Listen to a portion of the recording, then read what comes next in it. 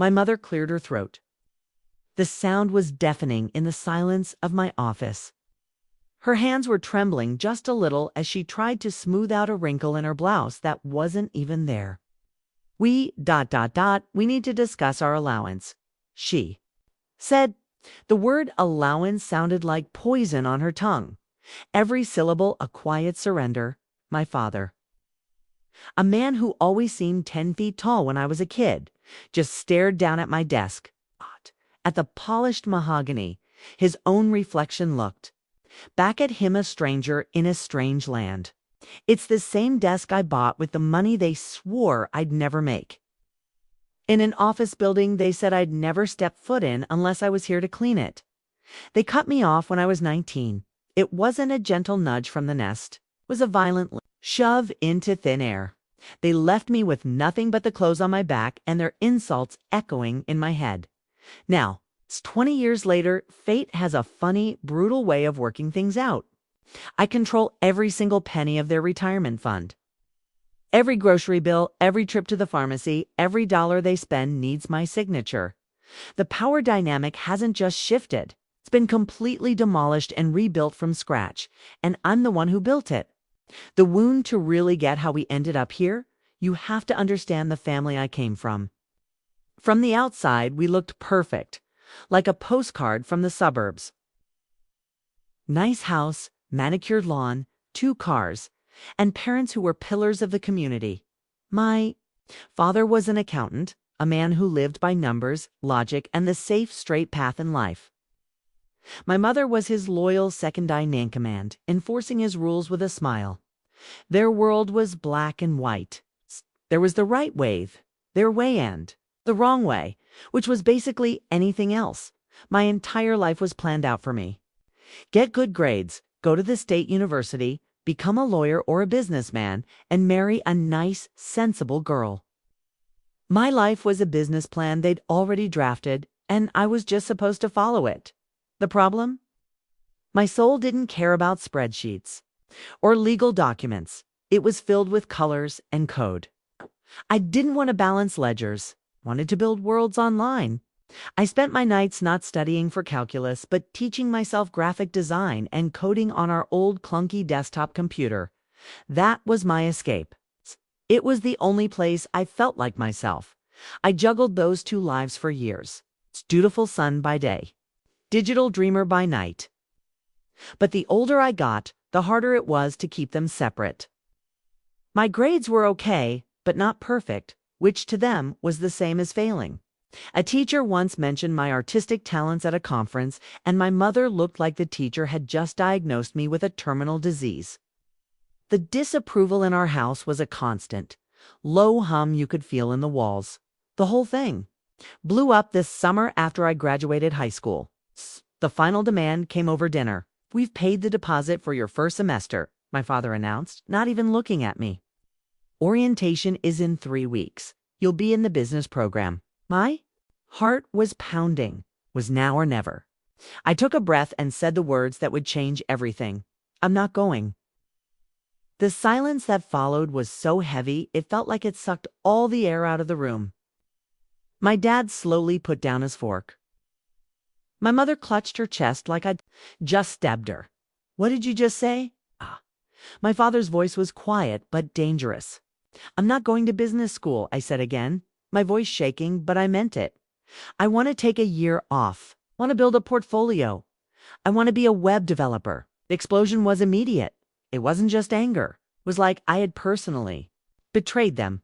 My dream wasn't just a different choice. It was an insult to their entire way of life. They called me selfish, ungrateful, a fool. My father told me I was throwing my life away on a fantasy. My mother cried, asking what she'd done to deserve a son like me. That fight lasted for 2 weeks. It was a cold war of slammed doors and tense silence, broken up by screaming matches. I tried to show them my work, the websites I'd built for free for little local shops. They just stared at it. It was like I was showing them magic tricks. It wasn't real to them, wasn't safe. The final showdown happened on a Sunday night. I was 19. My father stood in my doorway, my mother right behind him, her face a mask of tragedy. "This is your last chance," he said, his voice cold. "You either pack your bags for the university tomorrow, or you pack your bags and get out. We will not support this nonsense. We will not pay for your failure." I looked at their faces, just searching for a tiny flicker of understanding. A little bit of that unconditional love you're supposed to get from your parents. There was nothing, just a brick wall of their expectations. And in that moment, something inside me broke. Or maybe it finally healed.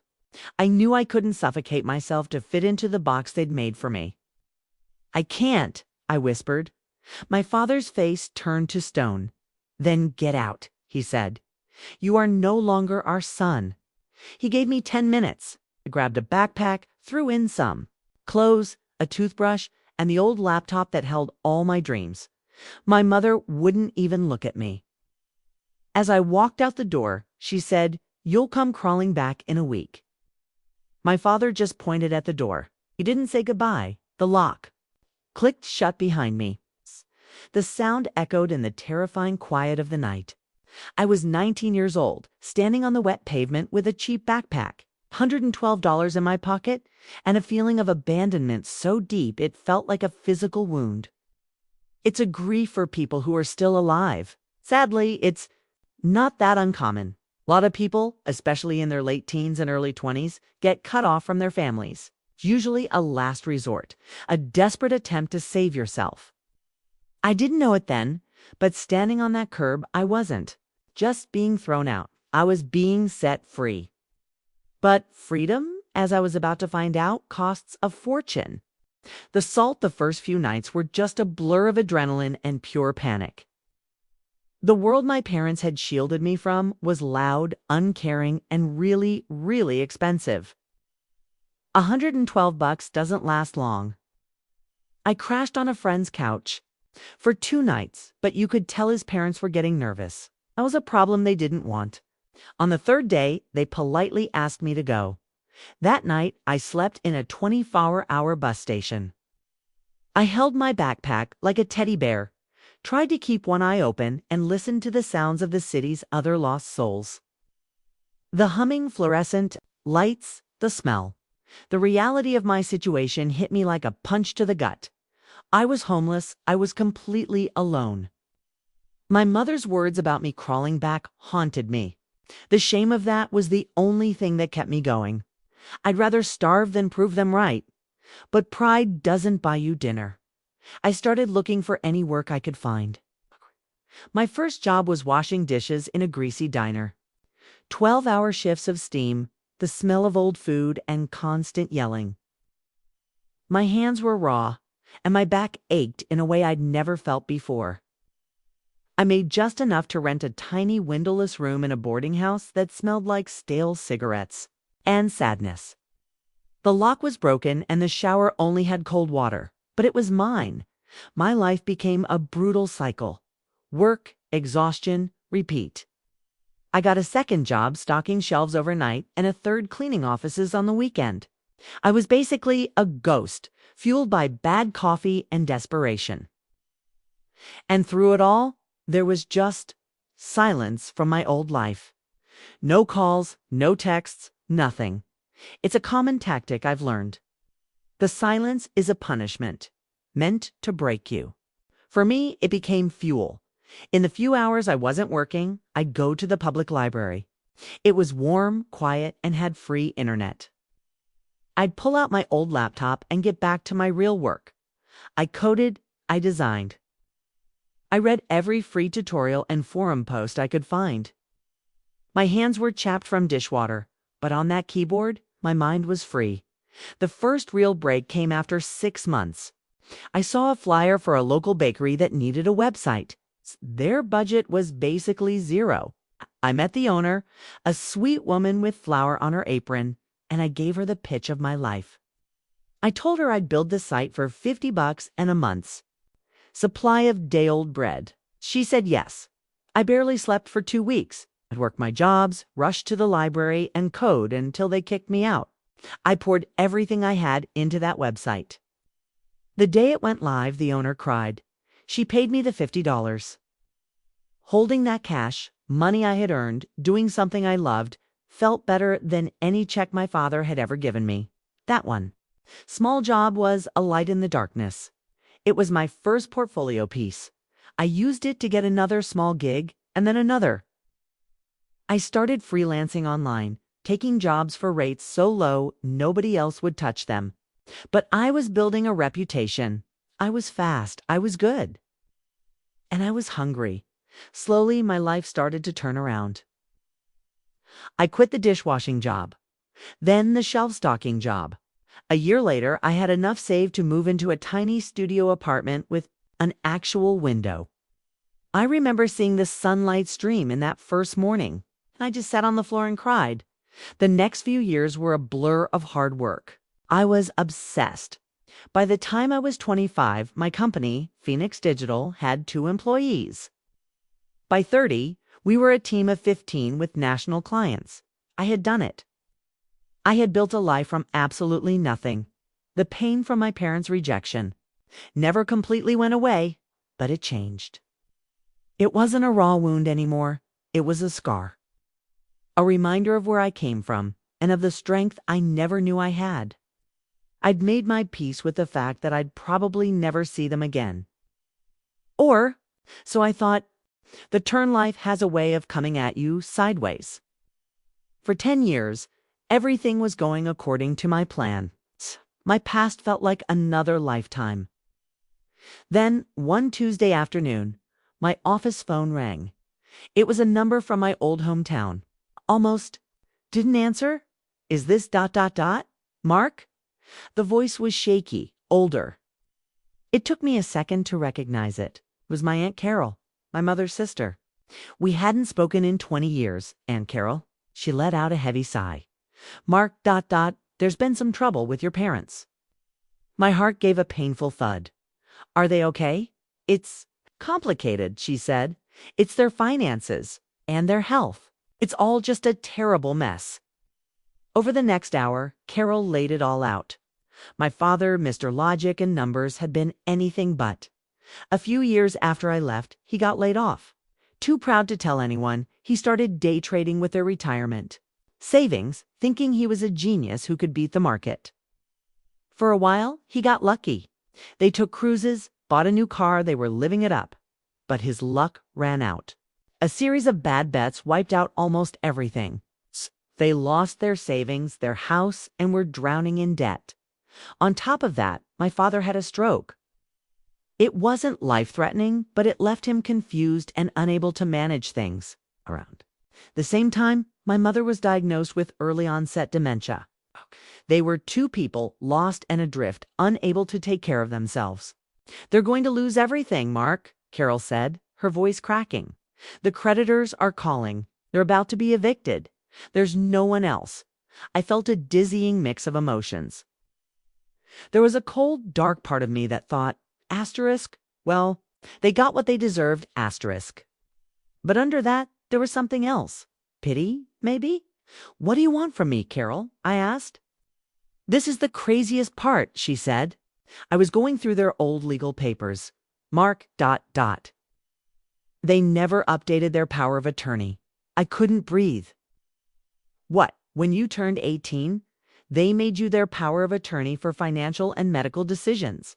They just never changed it. I think they forgot, or their pride wouldn't let them. You're still listed as the executor of their will, too. It's like, legally, you never stopped being their son. It was unbelievable. Such a simple piece of paperwork ignored because of pure arrogance. Carol explained that because they were now legally incapacitated. Someone had to take control. A court would need to appoint a conservator to manage their affairs. It's a huge step. Taking away someone's autonomy because they can't make decisions for themselves anymore. My lawyer said that since you're already on the old paperwork and you're the only one who's financially stable, you're the logical choice, she finished. Mark, I know what they did to you. No one would blame you if you hung up right now. But if you don't step in, they'll end up in a state-run home with nothing. You're their only hope. I hung up the phone in a total daze. The irony was suffocating. The parents who threw me out and called me a failure were now completely at my mercy. Their future was in my hands. I could save them. Or I could walk away and let them drown in the mess they'd made. For days, I wrestled with it. It wasn't about love or forgiveness. I was nowhere near ready for that. It was about control. Not control over them, but control over my own story. Walking away felt like letting them win, like letting that wound they gave me define me forever. Stepping in, that was closing the circle. It was proving once and for all, to them and to myself, that the son they threw away was more capable. And maybe even more merciful than they ever were. I called my aunt back. "I'll do it," I said. "Start the paperwork." The confrontation, the legal process, was an absolute drain. Court filings, medical evaluations, investigators. It was all public, but in the end, the judge made a quick decision. The evidence was clear. I was appointed the conservator for both of my parents. Legally, I was now their guardian, their landlord, their banker. Their entire world was now mine to run. I used what little money they had left to move them into a small, clean, but very basic rental in a senior community. I set up automatic payments for all their bills. For the first 2 months, I handled everything through my aunt. I hadn't seen them, but you can't put off the inevitable forever. They were already complaining about the new rules. Their credit cards were gone. They were living on a strict budget for the first time in their lives. They demanded a meeting with the person in charge, so here we were, full circle. Sitting in my office in chairs that cost more than my first car, my father spoke first. His speech a little slurred from the stroke, but his arrogance was still there. "Mark, this has gone on long enough. This budget is ridiculous. Your mother and I need things. We are not paupers." "Actually, you are," I said calmly. "The financial records say you are. You have massive debt and almost no assets. My job is to manage those assets so you're cared for. It's not my job to pay for a lifestyle you can't afford." My mother, who'd been looking around my office with a mix of awe and resentment, finally chimed in. "An allowance, Mark. You've put your own mother on an allowance? After everything we did for you? The nerve. Everything you did for me." Repeated slowly. "Let's talk about that. Let's talk about the night you threw me out with $100. Let's talk about sleeping in a bus station or working 3 jobs just to survive. Where was all this generosity then?" She actually flinched. "That was tough love. We were trying to teach you a lesson." "You taught me a lesson," I said, leaning forward. "You taught me that your love had conditions. You taught me I could only ever rely on myself. Okay? And I learned that lesson very, very well. Look around. This office, this company, this life. This is the result of that lesson. I built it. Without you?" My father tried to cut in. "This is disrespectful. Disrespectful." I cut him off. "Was it respectful to call your 19-year-old son a failure? And throw him into the street? You don't get to lecture me about respect. You've lost that privilege 20 years ago." I stood up, walked to my desk, and picked up a folder. The budget. "Here's the new reality," I said, my voice all business now. "This is your monthly budget. It covers rent, utilities, food, medical bills, and a tiny bit for extras. There are no more cruises, no new cars, no fancy dinners. This is what's left. My legal duty is to make it last. Every single receipt will be filed and reported to the court." I slid the papers across the desk. My mother stared at the numbers, her face going pale. My father just worked his jaw silent. The man who once controlled my whole world now needed my permission to buy groceries. "How could you do this to us?" My mother whispered, tears in her eyes. "We're your parents." I looked at them. These two, small, broken people who had caused me so much pain. Kay, a part of me, the angry kid who dreamed of this moment, wanted to be cruel, to throw their own words back at them. "Kay, this is for your own good." But looking at them now, I didn't feel triumphant. I just felt ... empty. The win was hollow. They weren't the giants I'd been fighting in my head for 20 years. They were just two scared old people who made terrible choices. I'm doing this because you're my parents. I said the words surprising. Even me, I am doing my legal duty.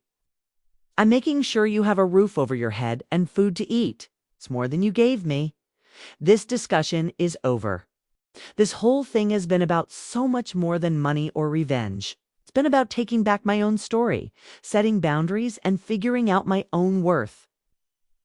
Without needing their approval, a lot of people go through some version of this, feeling cut off by family, and it's a conversation that's happening more and more. If any of this sounded familiar, I'd be interested to hear what you think in the comments. What would you have done? There are no easy answers here. And if you want to hear more stories about overcoming the odds, think about subscribing to the channel. The new reality, it's been 6 months since that day in my office.